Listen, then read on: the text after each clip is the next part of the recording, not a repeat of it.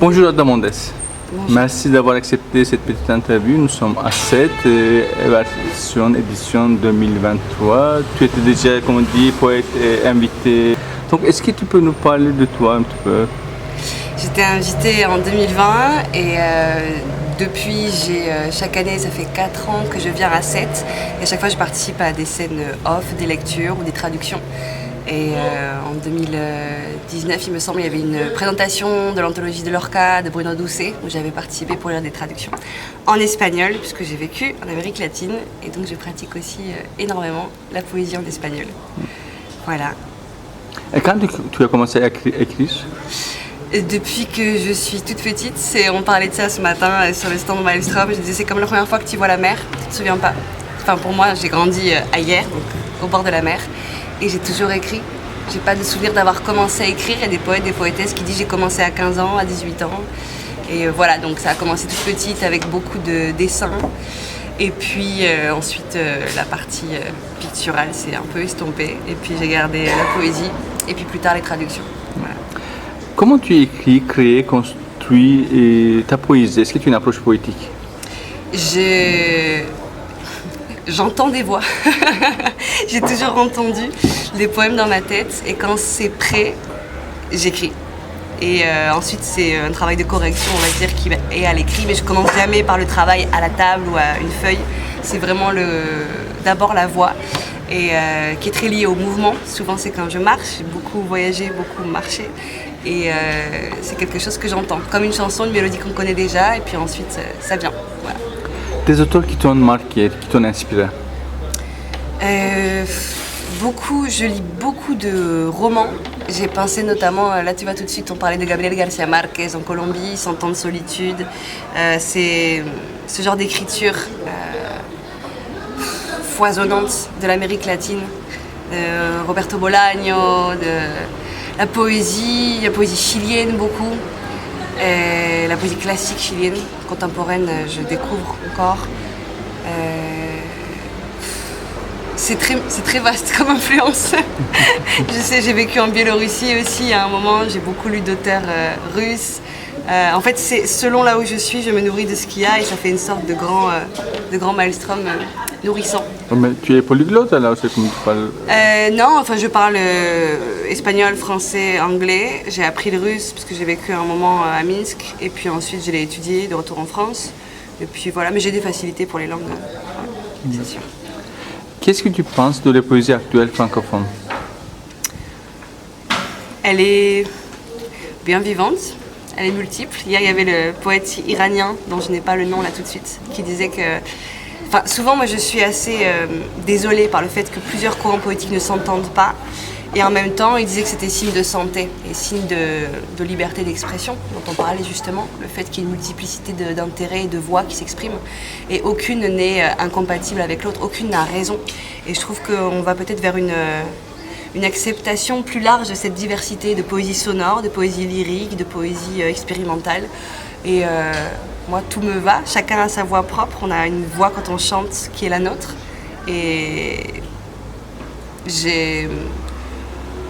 j'aime pas bien les étiquettes, mais je crois que... Ouais, j'ai perdu ma phrase. Je crois que la poésie francophone, quand tu dis francophone aussi, j'entends les poésies de Québec, de Haïti. J'aime énormément justement les poésies qui viennent d'ailleurs que la France de France. Le langage est riche, il a une autre histoire et je trouve qu'il est d'autant plus riche quand il vient d'ailleurs que de France. La traduction. Oui. Quoi, la traduction? Qu'est-ce que tu en penses? La traduction poétique C'est difficile et nécessaire.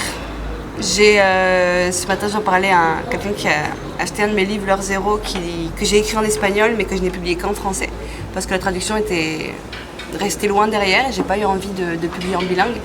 J'aime beaucoup les éditions bilingues, parce que tu peux vraiment soit que tu parles les deux langues, et donc tu peux te plonger dans les deux, ou tu as un dessin, tu as au moins une empreinte visuelle, sonore peut-être, de la matière originale. La traduction, c'est l'interprétation, c'est une drôle de chanson, c'est pas juste les mots. Et là, j'ai relu il y a pas longtemps la traduction de Poésie argentine en français, c'était pas bon. Et heureusement, je pouvais lire l'original parce que sinon tu perds beaucoup. Et je trouve ça extrêmement exigeant de se dire je vais traduire tel poète ou telle poétesse, parce que souvent c'est... Enfin souvent. On peut vraiment être à côté. C'est hyper subjectif. Et moi, je préfère ne pas traduire et apprendre la langue. Et en même temps, c'est important de faire ce travail de passeuse d'une langue à l'autre. Il y a un poète japonais qui s'appelle Kijiro Suga, que j'avais connu à Cuba, qui disait la traduction sont les preuves de la distance. Et la poésie, le désir d'habiter tous les mots du monde. Et il y a un côté comme ça où la traduction embrasse une multiplicité de langages en disant voilà, je fais des ponts pour qu'on se comprenne. Donc c'est aussi un travail de paix, je crois, la traduction. Est-ce que la poésie, l'art, est un besoin, une nécessité pour les gens, pour les autres? Oh ben je pense, oui. Je crois que c'est Nietzsche qui avait dit nous avons l'art pour ne pas mourir de la vérité. C'est une phrase que j'aime beaucoup parce que le monde est dense et grave et je crois qu'on réinsuffle du souffle vivant avec l'art et avec la poésie. Avec les mots justement, c'est pas juste l'art en général. Pourquoi on s'occupe de mots, nous les poètes? C'est parce que c'est la matière première qui nous relie. On dit au commencement était le verbe. Au commencement, il y a énormément de récits de création du monde où ça commence par le mot, ça commence par le souffle. Et s'occuper de ça, c'est s'occuper de l'humain en premier lieu. C'est une tâche exigeante, encore une fois. Tu viens au Festival de Sète et également, comme on dit, au marché de poésie à Paris. Est-ce que tu peux nous donner tes impressions? Je suis venue les dernières années parce que j'étais invitée pour signer des livres. Sinon, je ne suis pas sûre que je serais venue. Je suis un peu plus sauvage que ça. Et surtout à Paris, c'est très chargé. Le marché de la poésie de Paris, il y a beaucoup de gens, il y a beaucoup d'éditeurs. Il y en a dans tous les sens. Et voilà, c'est important que ça existe. Mais encore une fois, par rapport à Sète aussi, c'est le seul festival international de poésie en France, il me semble, en tout cas de cette ampleur. Et on aurait besoin, je pense, de plus d'événements poétiques internationaux pour mélanger les rencontres et les langues. Merci beaucoup, Ada. Je t'en prie. Chaque nuit, je passe un peu plus sous silence. Je laisse mon corps derrière moi. Je ramasse à l'aube la peau d'une autre. Regardez-moi. Je ne suis pas un chiffre, une donnée, une data. Je suis une femme. Je suis la fille de l'homme et de la femme. Mon cœur frappe ici. Écoute. Pas à vendre. Pas à vendre. Pas mourir en mer. Je ne veux pas rejoindre les bouches de sable. Les corps sans ombre avec, au fond de leur gorge, un petit bout de leur maison. Ouvert de force mes pieds à la marche, ouvert de force mon ventre, ouvert de force ma langue, ouvert de force ma peau, ma mémoire. Je n'ai plus d'histoire. Je porte en moi les plaies de tout un continent, criblés des regards, des marcheurs d'abîmes, les guenilles de nos chairs, les caillasses à nos pieds. Tous nous portons en dedans une pierre de la terre maudite d'où l'on vient. Je serre la mienne dans mon poing, parfois la glisse dans ma bouche. Je suce son goût métallique, primaire, mastique exil, mâche poussière, entre mes dents l'acidité d'une lame. Il n'y a plus rien de moi, en moi, que ce caillou dans ma paume furieuse. Je sais qu'ils me trouveront morte avec, mais il n'y aura plus personne alors pour y prêter attention. Dans ce désert où nos langues sont déjà de pierre, et nos pas dans le sable s'effritent à chaque pas, à chaque pas, à chaque pas, à chaque pas, à chaque pas, à chaque pas. Nos morts vivent dans nos têtes. La nuit, ils disent quoi faire. Sur le chemin où je tombe, la foule grandit derrière moi. À chaque pas, à chaque pas, à chaque pas, à chaque pas, à chaque pas, à chaque pas. Merci. Pense à toi, dans la planche de bois, traversée chaque matin comme un pont sur l'exil.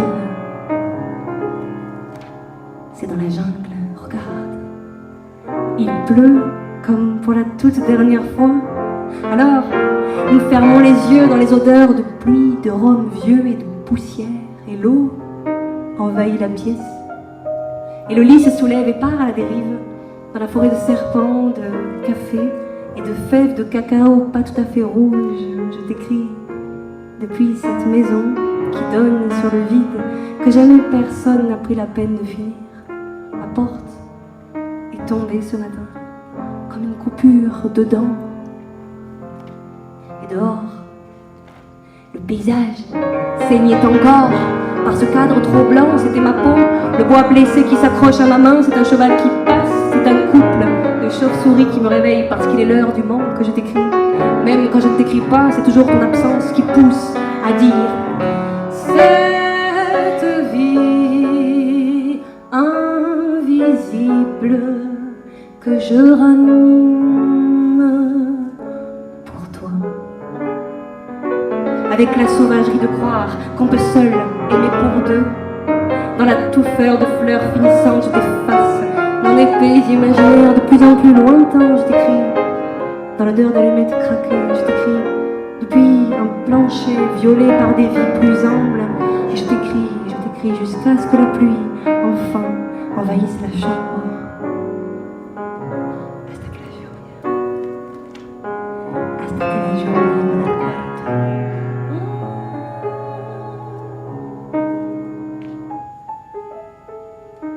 Jusqu'à ce que la pluie envahisse la chambre.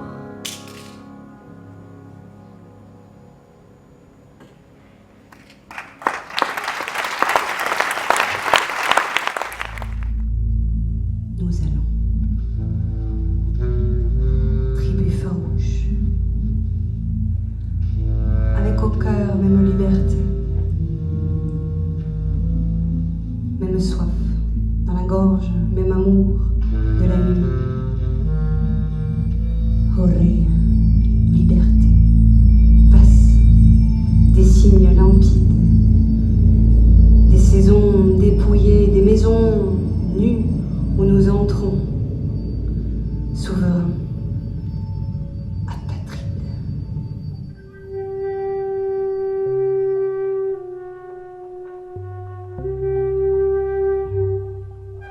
Le beau qui vient d'arbre en arbre,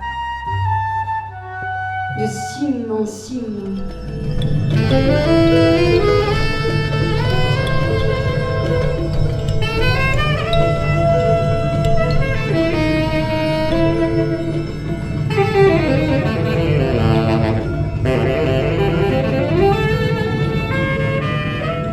Le monde brûle.